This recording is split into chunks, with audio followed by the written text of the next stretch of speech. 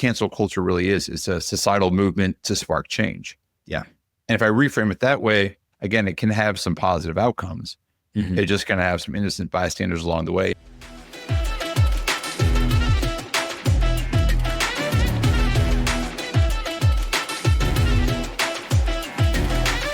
Rob, how are you? I've missed you.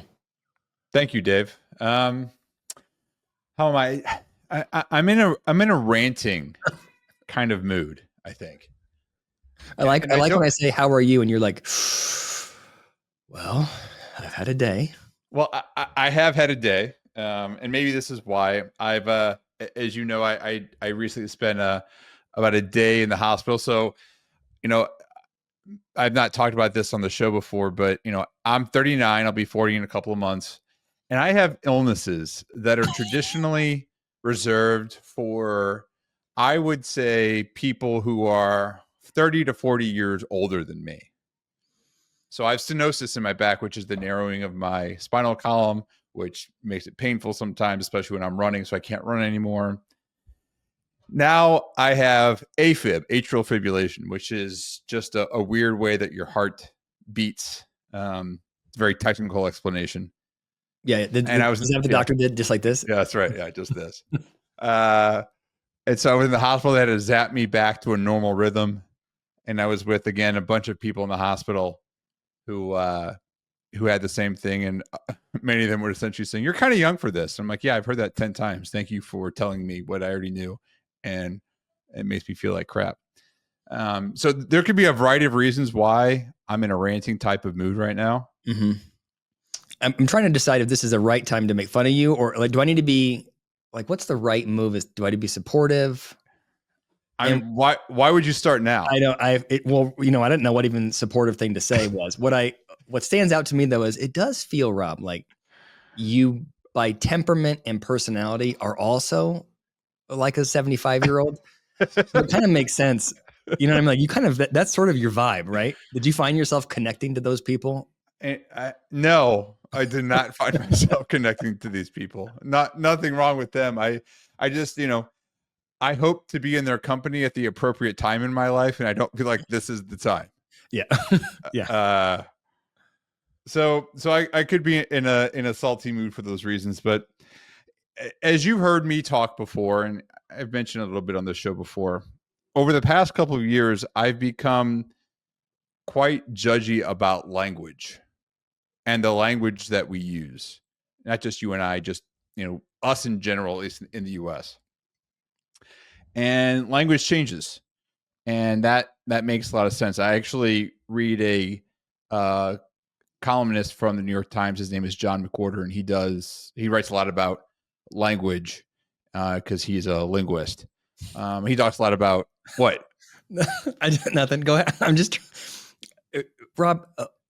What do you think the average demo is of this columnist who writes about language is? I don't know, but I'm in that demographic. Okay, go ahead. Shut up, Dave. But he writes about language sometimes, and I read him like, I like what he's saying, right? He complains about some things and gets on board with others. I'm looking to complain, and I'm not looking to get on board. And I'm also thinking that this is a good opportunity for me over the course of time to vent my rantings. And so you all might hear this from me more than once over the next couple of episodes. But I have a language rant. Okay. And I want to see what you think. So I feel like over the past couple of years in particular, and this could just be the bubble that we're in, Dave, because we're both psychologists. And so, I even find myself doing some of this, but there are times when people, I feel like, want to be very direct in what they want to say. But instead of being very direct about it, they go in circles. They circumvent what they actually are trying to say and use, at least in my experience, some sort of psych speak about it. So, for example, you and I in our job may oftentimes ask lots of questions and sound like psychologists because that's what we're doing. Mm-hmm. So if I'm in with a client and talking about something, I may say things like, I wonder what this feels like for you.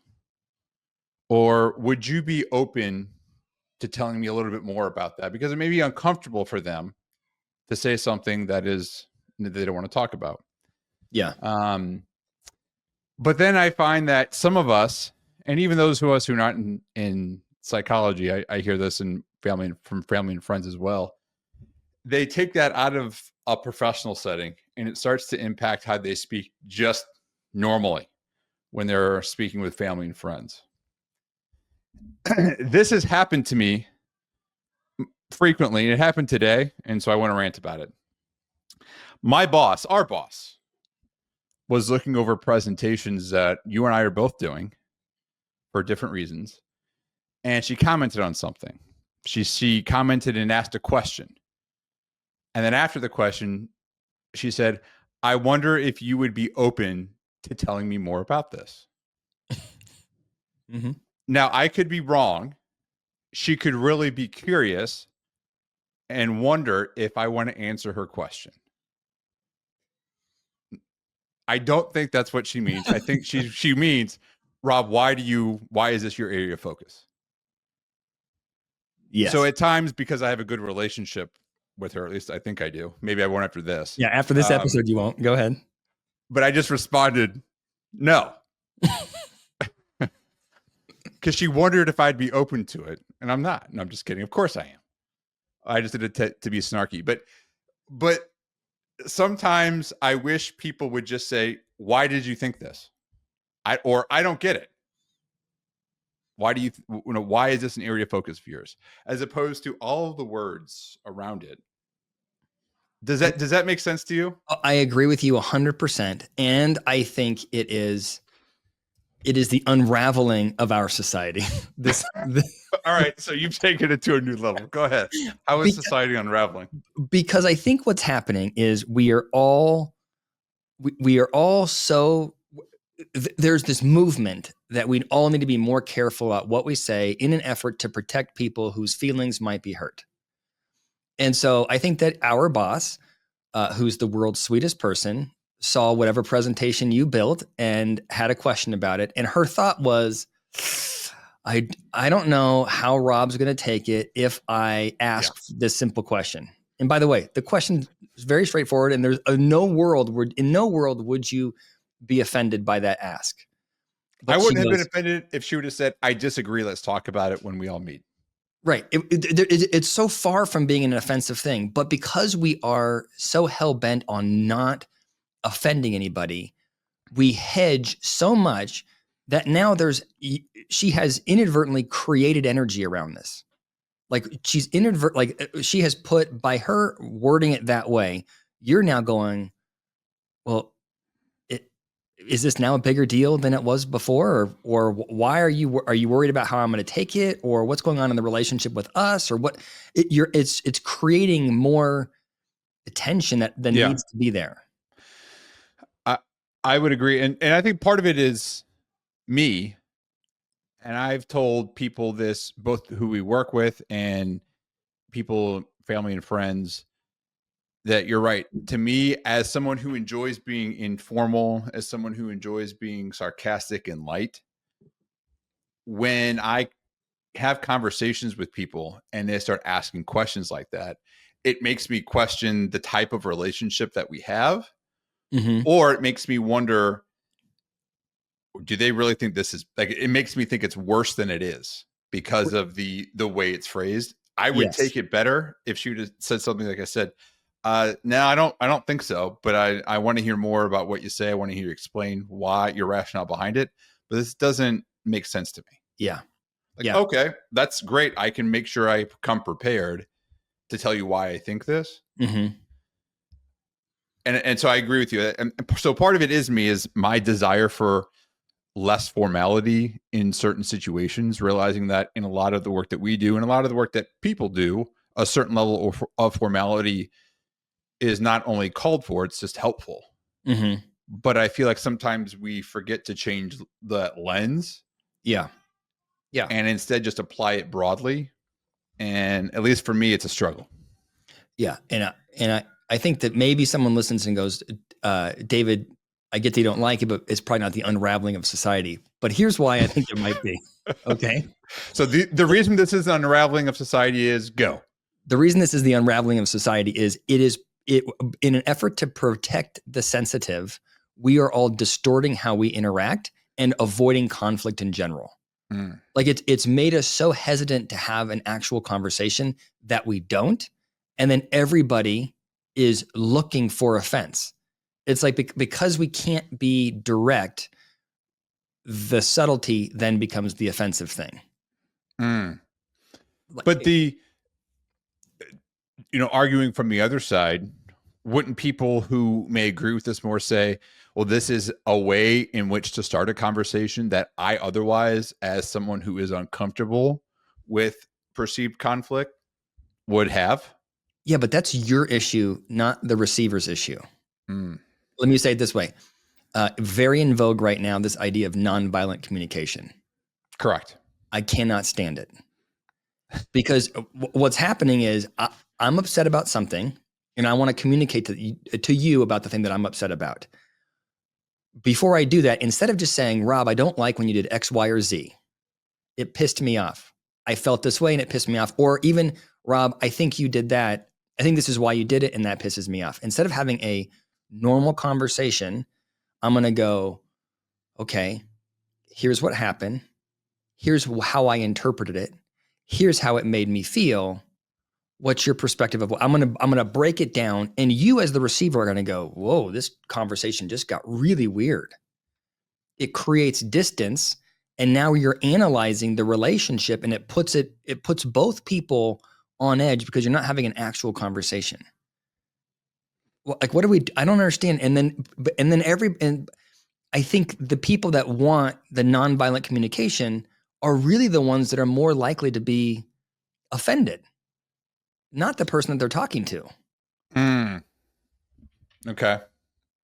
Does that make sense? I should have thought through that before I said it, but does that make sense? I think so. Like, in other words, it's almost like this is how I would like people to interact with me, and so I will interact with them this way because I would otherwise feel uncomfortable. I think I even disagree with that. Okay. I don't think that the person who decides to do nonviolent communication, I don't think that that's actually how they would want people to talk to them when they're distressed. I think they would want people to just say, I'm frustrated because of X, Y, and Z. I think that that's how most people would like to receive it, but we're uncomfortable starting that conversation. And so we want structure for it. And I think the structure that academia has given us is counterproductive because it's removing the relationship from the conversation and just trying to make it super linear. But that linearity leads people to now evaluate the relationship in a different way, the conversation in a different way. I think it's distracting. I get what you're saying. And it's almost like in order to achieve one goal, you're giving up on another.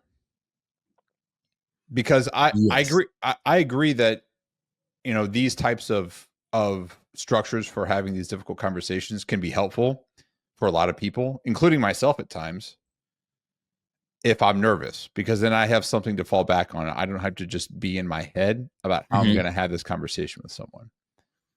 Okay, let me give you an example, and you tell me if this is totally off base. Okay. If I thought that you were not preparing enough for this this podcast, it's a hypothetical. If one of us was not a very prepared, I like this. Go with this. and of course, it would be you.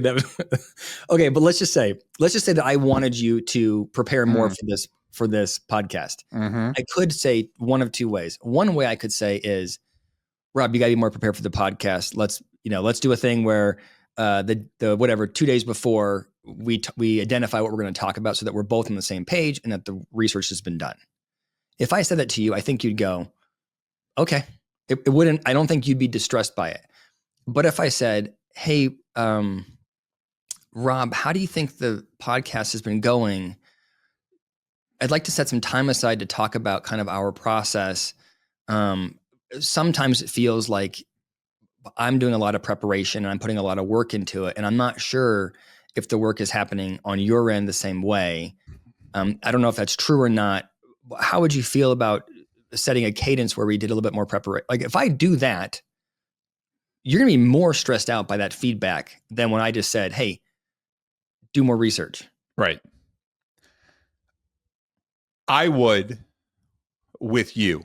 If I ever heard half of those words come out of your mouth, it would be very, first, I wouldn't take you seriously. Yeah.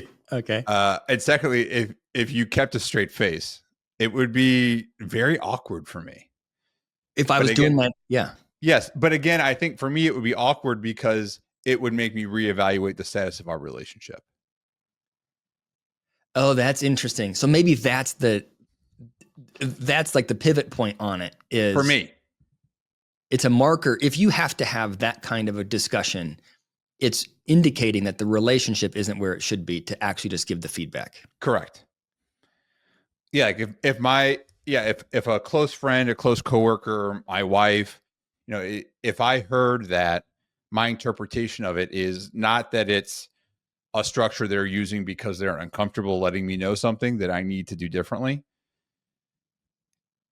I go straight to, well, they can't. Yeah, they're not comfortable doing it.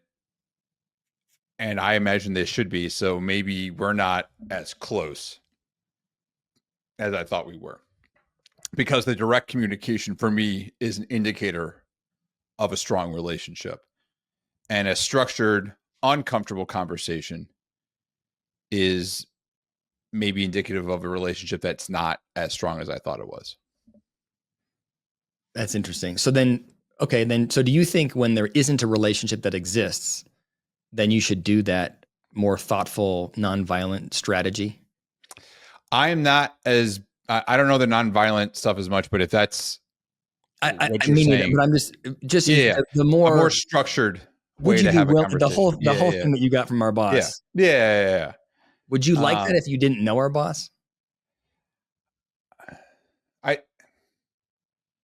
I personally would not like that, even if I didn't know someone.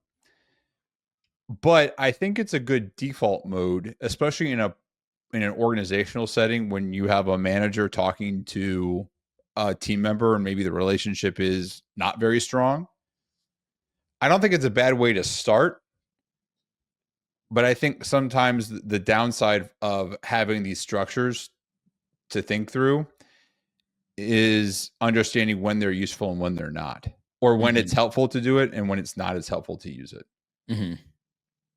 So I don't think it's a bad idea to have it. I've recommended it to people to have these types, as a structure to have these types of conversations in the past. If they're really nervous or their perception is the other person is not going to handle the conversation as well, then I think it can be helpful. Yeah. Do you disagree? No, I agree with you. I guess I just think that I agree with you. If there's a reason to believe the other person is not going to handle it well, then those more structured, and I'm picking on nonviolent, but it could be anything. All the things that we teach, the super structured, here's the situation, here's the behavior, here's the impact, here's your intent. That whole idea of being structured about it, I think, makes sense in some settings. I guess I just, in general, think that it creates, I think the goal should always be to create a stronger relationship. And I think those fly in the face of actually developing a relationship. For me too. At least for me, it wouldn't work. Yeah. I've had a couple clients where there's been enough friction between them and their manager, or my client's the manager, and there's enough friction between them and their direct report where they start sort of getting litigious about what they're writing. They're tracking emails, and they're sort of diving into this world and then every communication becomes so polished and so perfect and so thoughtful. And it's like, what you guys have done is just made this so sterile, so uncomfortable. You've removed the relationship. You're never going to function the way you want to. And so I guess I'm in favor of, when possible, to focus on the connection, less about the specific language. Yep. Yeah. And again, I think the comfort has to be there on both sides to realize that, I've recently had a conversation that was uncomfortable for me to have, and I was clunky getting through it. Upon reflection, I am generally a more clear and concise communicator than I was in this instance. Mm-hmm. And I didn't use one of these frameworks because, again, I felt like I had a relationship with this person that I didn't need to do that. And so the downside there is I was not as clear as I think I Yeah. could have been. If I had more of a structure or framework in mind, I might have been clearer. And there are likely other frameworks out there that aren't as sterile as some of these that we're talking about. But yeah, I mean, that's the downside of it is, sometimes it's helpful just to get your thoughts out there using one of these. Yeah. Yeah. Well, no matter how we look at it, watch this transition, Rob. No matter how we look at it, it sounds like your manager made a big mistake.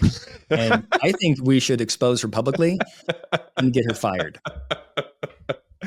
Definitely. Okay. That is the one thing that should get, I think, anyone That fired. seems like the most reasonable It step. does. It does.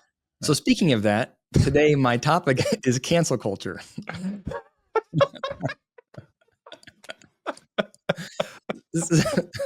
So supposing you want to cancel your boss, what I'd like to do today is I'd like to pick a fight with you. Okay. I think that I don't think there's any good reason why cancel culture should exist. I am ardently opposed to cancel culture. Okay. So, and I'd like you to argue against me. I think the goal should be that by the end of our conversation today, one of us is canceled. Okay. That's good. Okay. Okay, perfect. Yeah, and in the comments, you can let us know who you think should be canceled. All right, so you are ardently against cancel culture. Yes, and let me define at least how I think about cancel culture, and you can add any revision to that if you think I'm missing something. But in general, it's the idea that based on what somebody in a higher level role, based on as a consequence of their behaviors, their comments, their interactions, the society as a whole sort of removes their role, removes their status, turns into what I would describe as sort of a mob against the person because the society doesn't agree with the commentary, the behavior, the interactions, or whatever it might be. Mm-hmm. Essentially, it's an idea that the collective is saying, hey, this person, we are removing your status because we don't like the way you show up. Yep. Is that a fair way of describing it? I think so. That makes sense to me. And obviously, this has been fast-tracked, and we can talk about there's some reasons for this, but it's been fast-tracked with the internet, with social media. If we're talking in the 90s, society didn't have the ability to quickly cancel somebody for small issues because there wasn't those small issues wouldn't get the traction. Yeah. Now you can say the wrong word or be described negatively by somebody else, or your joke can be misinterpreted and you can lose your career because those jokes or whatever will spread like wildfire across the internet. Right. Right. Go ahead. And that's what I was going to say too, is if I think about the term cancel culture, at least for me, has been a term that I have heard and used more in the past 5 or 6 years, and that I had not heard of before. But I think the concept of it been around for a long time. Yes. Like we just think about, how groups of people are demonized for something they may or may not have done. I mean, that's not new, but I like your point. I hadn't thought about it that way, that what is new about it is just the pace with which, and sometimes along with the pace, the ferocity with which this stuff happens. And one of the reasons for that, which when I was doing research for this, I never dawned on me, but we are, because of the social media algorithms, we are validated, or we receive rewards for creating recreational outrage. So for example, let's just talk about Kanye West and Bianca Censori. They go out on the waiting to talk about them here. I don't care what the topic was. I was going to shoehorn them in no matter what. They, just as of 1 hour ago, are getting divorced. So I'm a shocker that can't believe that relation didn't work out. But as a viewer of that, if I want social media traction, if I write a snarky comment on X or I post a YouTube video about it and I'm hypercritical of Kanye West, I will get likes and views to my comment or my post. And the comments and the posts that get the most likes are the ones that are the most inflammatory. And so what happens is there's an event, someone says something, and rapidly move to the most extreme interpretation, and those comments get validated by the algorithm. Yeah. And that, I think, is sort of puts gasoline on the fire that makes cancel culture accelerate so much. Yeah, I think there's that, and other critiques I've read about it have talked about it. It can be similar to virtue signaling. Like, all right, I mean, maybe not so much with the example you're talking about, but cancel culture in general. A critique there is that it's just an opportunity for you to signal some sort of virtue, which may be certainly a positive virtue for you to have. Yeah. But it can, again, go on steroids, and then it creates this mini culture around it. Yep. And yeah, I think, like, 100%. Yeah. If I say this person's a bad husband, I'm also saying, and I'm a good one, because you see how I picked it up. I knew that was a bad thing, so I must be good. Yeah. Right? Yeah. And so that's I think the part I struggle most with it is, and it's not just about this. It's, the internet overall. One of the downsides for me is what you have here are groups of people who express some sort of moral outrage about something and then have a strong view or perspective, but aren't interested in actually engaging in any nuanced understanding of what's happening, especially when it comes to public figures. Mm-hmm. And I think the downside, I mean, there are a lot of downsides, but one of the downsides is it creates camps. Mm-hmm. Mm-hmm. And so then you get people who are for or against something, and the people who are for it know almost as little as the people who are against it. But it's an emotional reactionary stance. It's not a stance based on any sort of information. Right. And then, so like anything else, I think this is one of the reasons that, everything is divided now. So many things are divided now because it requires people to take a stance. And oftentimes I'm looking at this and thinking, why am I taking a stance? Why are you taking a stance? Why is anyone taking a stance here? Because no one knows enough information to do so. Yeah. Yeah. Which is, that's like that level of logic is like a wet blanket on social media. Oh, for sure. No one wants to listen to that. No one wants to hear, right? Because you're praised to be for being extreme, and you're praised or successful on social media if you're quick, right? So thinking like the Blake Lively thing, right? You and I talked about it, and we left it going like, well, we don't have enough information to really know. Yeah. If we That's not exciting. If we wait 6 months, that story's gone. So it's better for us to have some super extreme reaction. Blake Lively should never work in this city again, right? That's going to get more clicks than we don't know. We have to wait and get more information. Well, in defense of those who listened to that episode, I think as I think about our conversation about Blake Lively and Justin Baldoni, it looks like we could have done more homework there beforehand, because some of the commenters were certainly right on that. Some of the questions that we asked were not actual questions. Well, they were, but they had answers. Wait, what do you mean? What are you talking about? I mean, I know that people were mad, but what do you remember what I think I saw a couple of comments that said you did not acknowledge the fact that this voice memo was in response to a text message he received like not that long before he sent it. Because we were both wondering, why this late at night? Why are you talking? That's weird. Well, no, it wasn't. In the broader context, he was responding to something she sent that was also late at night. So, this is an issue of us not listening to ourselves there a little bit. But and that's fair. I will tell you that sometimes I get, there was a comment in there, I think, that I saw today that was like, how dare you? You missed a lot of detail. It wouldn't be that hard for you to get up to speed. I just read Baldoni's website for 3 hours diving into the details. And I'm going, I don't have 3 hours to read the entire lawsuit as it's presented on Baldoni's website. So I think maybe you and I as podcasters have to sort of say, like, look, listen for the psychology, where the pop culture stuff is It's a means to have a conversation yes, about a it's a means broader of a psychological conversation. topic. Yeah, Yeah. yeah. At least this one is. So Yes. Okay. So back to the cancel culture thing. One of the dynamics I think is really interesting. I'm curious what you think about it. Is why are we attracted to tanking the careers of successful people? I feel like there are people who look at celebrity. I don't feel I'm this is true. I think that we look at celebrities and when they go down, we secretly like it.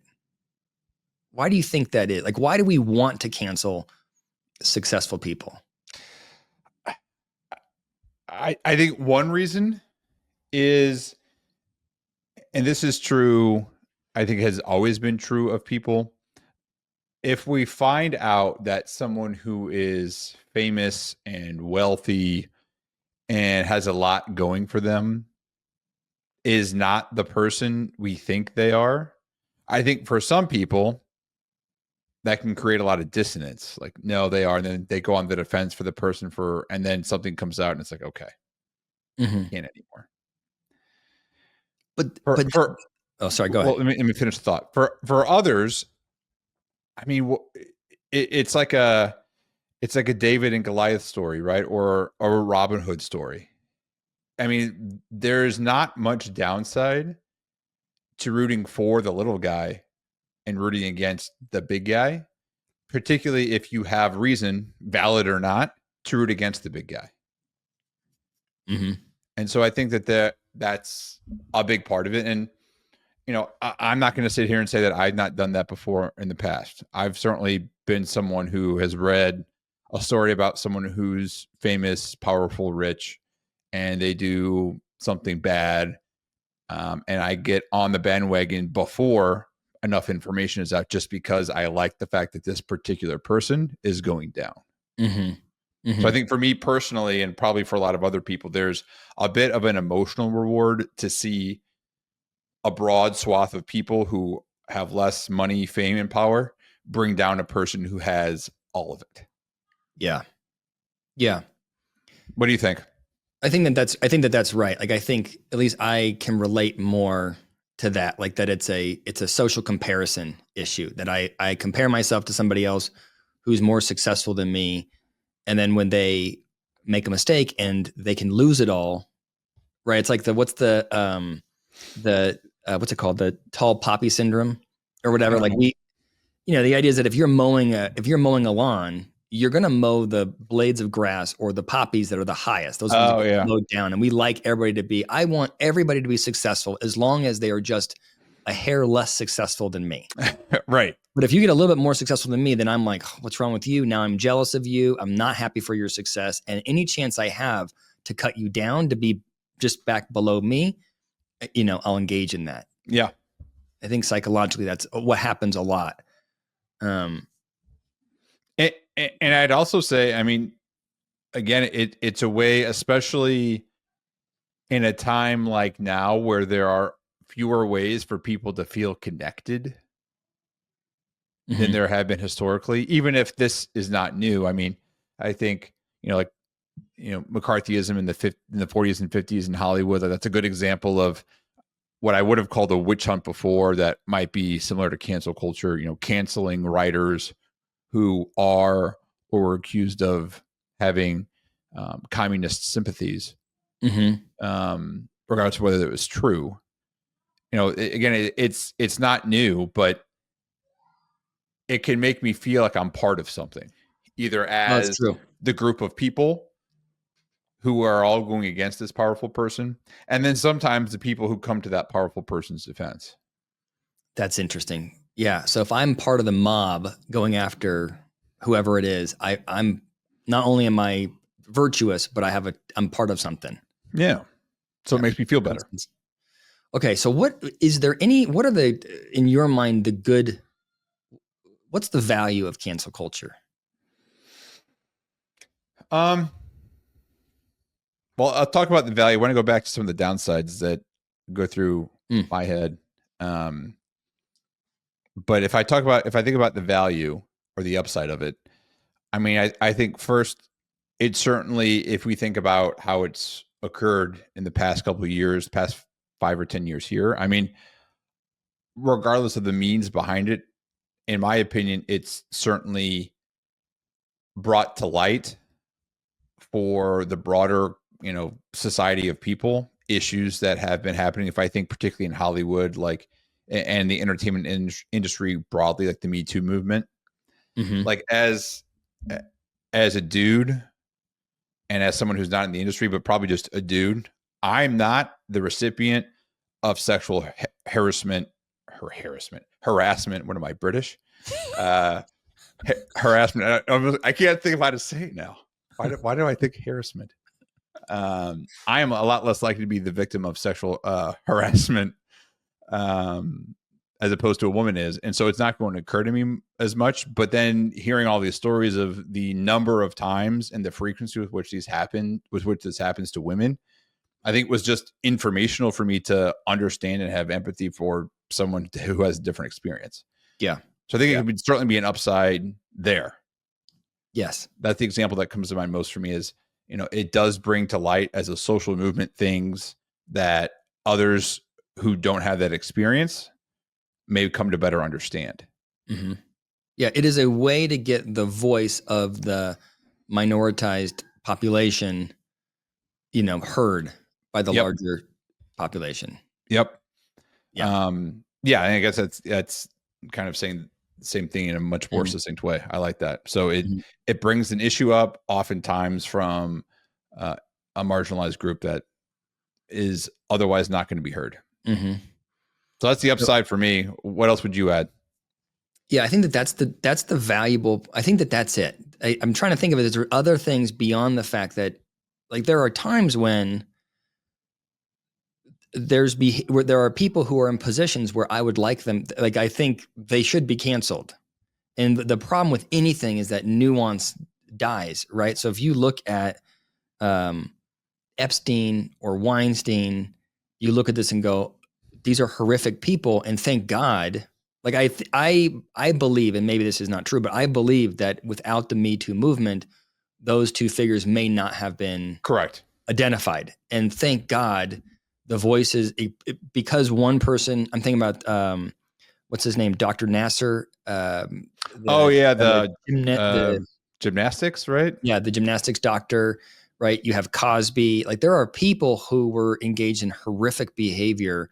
And I think that victims felt empowered as a consequence of the Me Too movement to stand up and say, hey, this person did X, Y, and like they would not have been held accountable had it not been for that culture. So I think in that way, it's fantastic. And I'm talking about it, I'm thinking, okay, David, you don't like cancel culture because, a comedian you like I'm thinking of like Shane Gillis, who I think is hilarious, but he was the one that was kicked off of SNL. Do you know this story, Rob?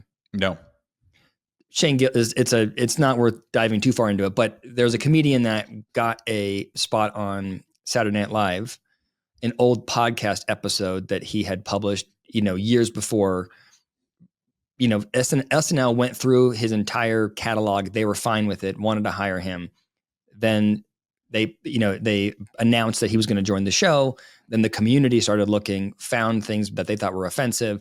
SNL fired him. And it's like, and I'm looking at it like, come on. It was obviously a joke. The famous thing, how it's a joke? Because he was joking. That's what he was doing. Right. So like, and I don't like that. Yeah. But because as a straight white guy, I don't like that. Is it like, look what I shouldn't be willing to get rid of the fact that there's been a major benefit of the Me Too movement. Sure. You know what I mean? Like, if you look at the spectrum of did it do overall, did it do well? Did it do good? Yeah, you got rid of some really real animals out of the industry. And yes, maybe there's some people who David would wish wasn't canceled. Yeah, some innocent bystanders. There's some innocent bystanders, but maybe on the whole, it was valuable. Right. It is valuable.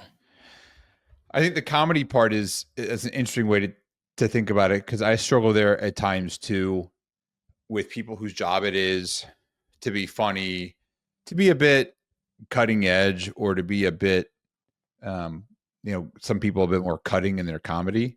Now, I think the difference there is we don't know if they if they mean it or not, or if they're just trying to get a joke.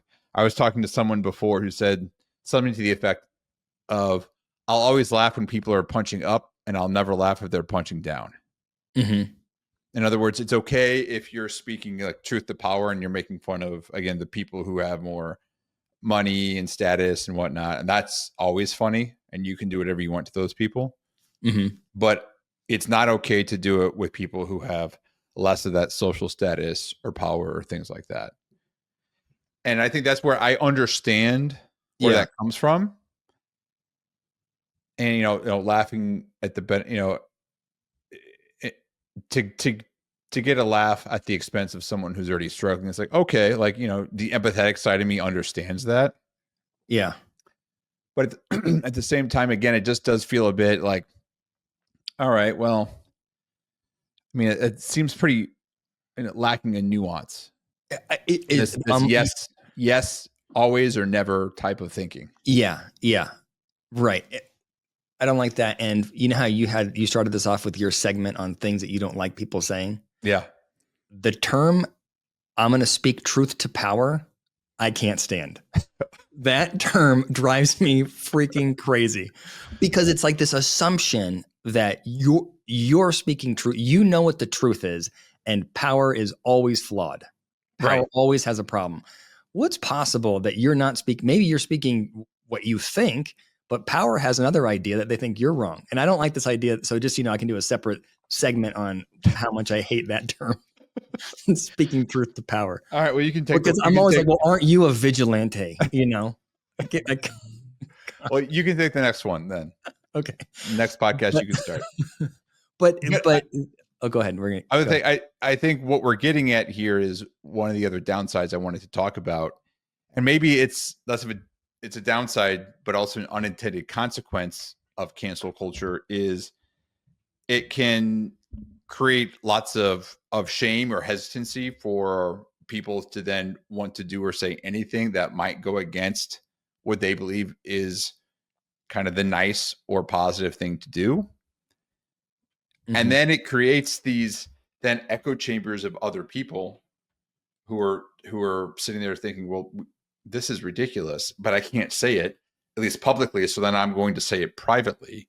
And right. Then it creates these subcultures of people. And I certainly think that over the past couple of years, we've seen a lot of that happen. I agree with that. And I also think the other challenge with it is that this is an extreme example, but I think what you pointed to about the punching down versus punching mm-hmm. up is if that's the rule, what you are doing is you are isolating anybody lower than you. So if you, for example, if I don't know if people know, but my dad was paraplegic. Was a paraplegic, and my mom's has severe hearing impairment. What they hate more than anything is being ignored.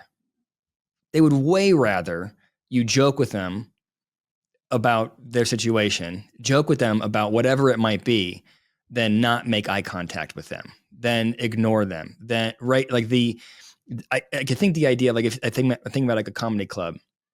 Would someone who is paralyzed rather go see a comedian that's going to joke about the fact that they're in a chair, or would they rather see a comedian that ignores them entirely? Yeah.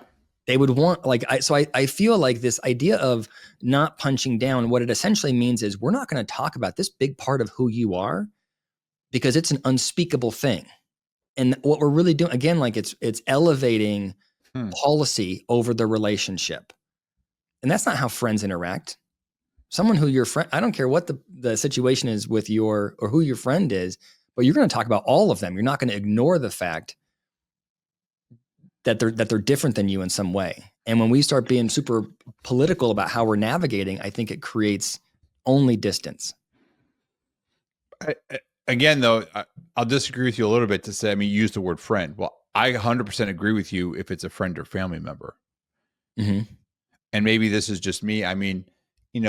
If we're out in public and I have a 4 and 8-year-old, especially the 4-year-old, will just stare at someone who looks different than what he's used to. Mm-hmm. I struggle in my head to say, well, do I do the thing where I say, stop staring mm-hmm. and say, like, what are you doing? Don't do that. Mm-hmm. Do I not say anything? and just hope that the person he's staring at knows that this is a 4-year-old who just doesn't know what to do and is curious. Mm-hmm. So I don't know. Well, this would happen with my dad. So think about like what you would rather if you were the person in the chair, right? And a kid's staring at you. Would you rather the father come up and say, "Hey, sorry, he's never seen somebody in a chair." Like talk to you and say, "Sorry, my son's never seen somebody in a chair." Or would you rather the dad goes, "Hey, son, close your eyes. Look, let's go the other direction. Let's ignore this person." You know what I mean? I think as a society, again, I'm using a very specific example, but as a society, we do a lot of, "Hey, don't look at it. Let's just go this way." Yeah. And you know, I agree with what you're saying. I'd like to think that I'd be the person who would want the kid to come over and say, and me have it, explain the chair to them. Mm-hmm. Mm-hmm. But I know I personally would find it awkward unless someone invites, like, I can't remember the example, but someone invited him over. Maybe it was someone in a wheelchair and just talked to him for a couple seconds. Yeah. But I have never and would be pressed to ever ask someone who was in a wheelchair, who my 4-year-old was staring at, if they could talk to them and ask them questions. Yeah. Yeah. You know, I don't know what the solution is, because that's what I would want, because otherwise, yeah, I would feel ostracized. Mm-hmm. I don't know what that other person wants. Right. Yeah. And so I mean, and there could be difficult. cases where they'd rather not have to explain every single time there's a kid that looks at them. But I do think just in general, I do feel like when we are, it goes back to that, like the sensitivity thing. When we are overthinking how we're impacting people, I think that it creates more distress than if we didn't think about it. Right. And broadly speaking, I would agree with you. There is, hopefully, as we move toward a society where kind of open conversation becomes more okay, Mm-hmm. people realize that for the most part, we're all positively intended. Yep. And that we're going to mess up every now and then, and that's okay. And that if we mess up, we're not shamed and ostracized, which is, I think, part of the issue with cancel culture is then people are shamed and ostracized for having an opinion that's different. Yeah. Or publicly making a mistake. And then what you hear about, again, the way social media works, to your point, is the mistake. Mm-hmm. You don't hear about, hey, all right, well, I didn't understand this, or you do, and it comes across as very, PR worded apology to something like that, which I think for me personally is worse. Yeah. Yeah. But I get that if I'm the person, all right, I was already, punished for saying this thing that I didn't mean. Mm-hmm. If I try to come out and say anything that's a bit more genuine, I don't know what's the incentive for me to do that. I could be punished even more. Yeah. I listened to a recent episode of Adam Grant's podcast, Work Life, and he had a professor, maybe at Smith College, I don't remember, and unfortunately I can't remember her name, but it was a fascinating conversation because she talked a lot about cancel culture and someone who maybe was at one point in time more likely to adhere to that, and more recently come to be very critical of that for the same reasons. Is if your goal is to actually change something about society, mm-hmm. this is not the way to go. Yeah. Right. If your goal is just to get some issue or emotion off your chest, then this is the way to go. Mm-hmm. Realizing that the potential ramifications or ripple effects is everything we've talked about. It creates subcultures and stuff simmers under the surface, and then it creates more issues over time. So I thought that was certainly a way to look at it that aligns with my thinking about cancel culture. Is it's not great because it creates shame. It does not actually address the issue. That it's important to surface an issue, mm-hmm. maybe, but it is not the way to address or solve the issue. Yeah. Yeah, I think I agree with that. Yeah, it's not the best strategy for social change. That's a better way to put it. Yeah. Yep. Yeah.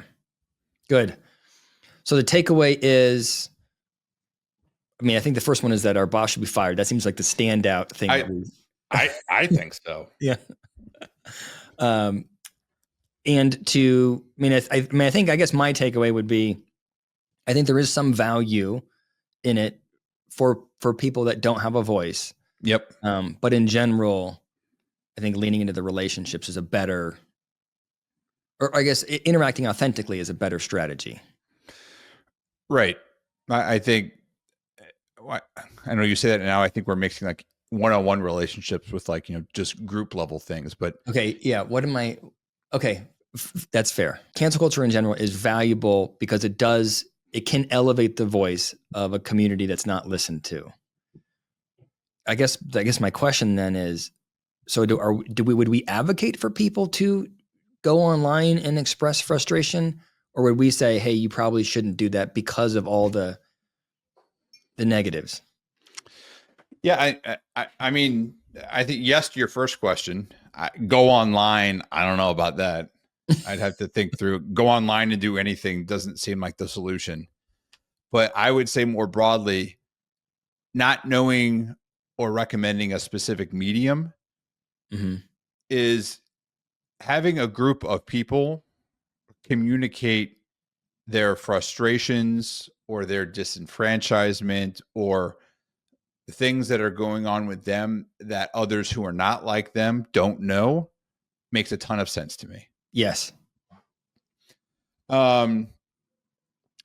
Providing examples of individuals who have some sort of power or sway in the situation. I think depending upon what we're talking about, like if we're talking about Me Too, then yeah, calling out those individuals 100% makes sense to me. Yeah. So I would say broadly speaking, those who have experiences should bring them up, but those aren't necessarily the same people who solve the problem. So sometimes people larger than that group or that are different than that group can take part in solving the problem. And hopefully that's the goal of societal change more broadly, which I think is what cancel culture really is. It's a societal movement to spark change. Yeah. And if I reframe it that way, again, it can have some positive outcomes.